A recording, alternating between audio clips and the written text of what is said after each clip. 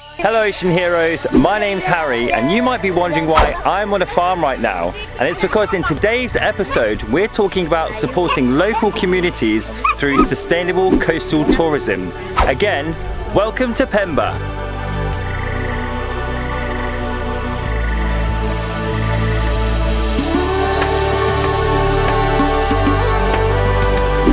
When people think about sustainable tourism, the word eco often enters their minds, where they imagine refillable glass bottles instead of plastic ones.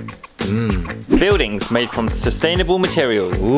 Or using nature for your shower. Whoa! Although all these things are super important, I've come to the Manta Resort on Pemba Island to have a look at the sustainable relationship between the local community and the tourism itself, which in some cases is often overlooked or just non-existent.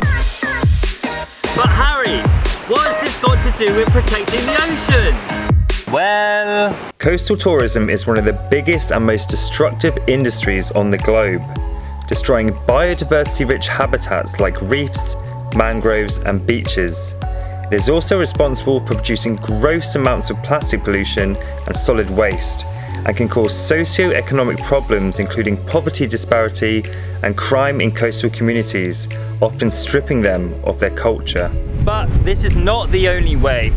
Here at the Manta Resort, they've established a culture that enables the marine environment and both the tourists who use it and the communities that depend on it to thrive.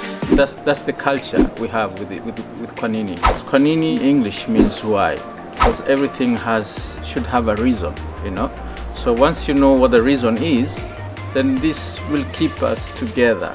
For example, we have the conservation area where we do the morning snorkeling.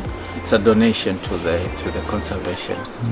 And part of that money is to support the community. Because for the conservation to work also, that means there should be no fishing in the conservation area. So if we say no fishing, that means we tell the community they can't get food from there. They can't get the extra income that they get from the fish. It's my farm. So I give it for the community to share. So when you harvest, everybody have got some portion here. But also we send some for the hotel, to sell some to the hotel. Yeah, so the hotel, and somehow the people can benefit from the hotel, selling the commodities. A good dive shop, the one who cares the ocean. When we are not busy, we also go down collecting some bottles, plastic bags that has been dropped in the sea. We normally do cleaning underwater. If we conserve the marine life, we keep our beach clean, and we keep our culture, then it's a long life tourism which has no limit.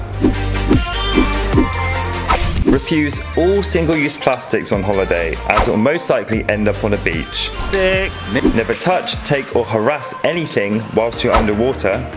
Just look and then go.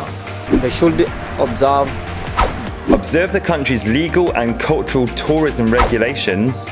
the tourism. Never support businesses who exploit animals for tourism gains, as nature is not a sideshow. And lastly, support local livelihoods by actually leaving your hotel and purchasing the things you need on holiday from local families or local businesses. Hey! So as you can see, sustainable coastal tourism is about so much more, and the very health of our oceans depend on the actions of this global industry.